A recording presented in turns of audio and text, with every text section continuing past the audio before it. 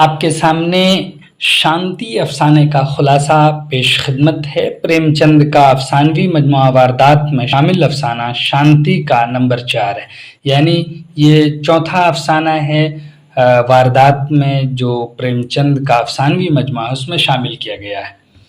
یہ چوتھا افسانہ بھی اپنی مثال آپ ہے۔ کہانی کا فطری انداز یوں شروع ہوتا ہے: مرحوم دیوناتھ میرے دوستوں میں تھے۔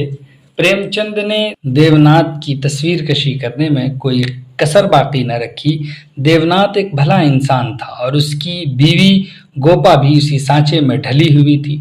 دیوناتھ کی اچانک موت کے بعد اس کے دوستوں نے اپنے دوست کے حسن و سلوک کا صلہ دیتے ہوئے اس کی بیوہ گوپا کی آباد کاری کا انتظام کرایا۔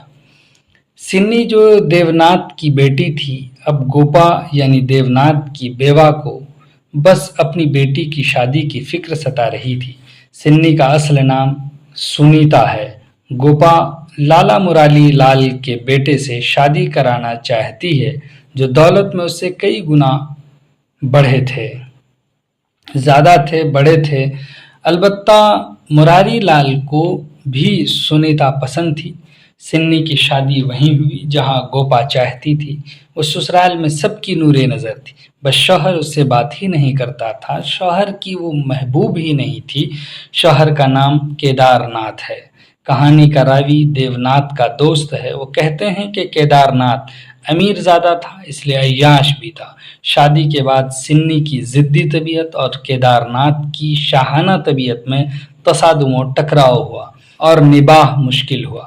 کہتے ہیں کہ کیدار ناتھ ڈرامے کا بھی شوقین تھا۔ ایک اداکارہ کے ساتھ بھاگ گیا۔ سنیتا نے بھی اپنے ماتھے سے سندور مٹا دی، چوڑیاں توڑ ڈالیں اور گمسم رہنے لگی۔ آخرکار جب اس سے یہ صدمہ برداشت نہ ہوا تو جمنا میں ڈوب کر خودکشی کر لی۔ ماں اتنا غصہ تھی کہ لاش پر ماتم کرنے تک نہ گئی۔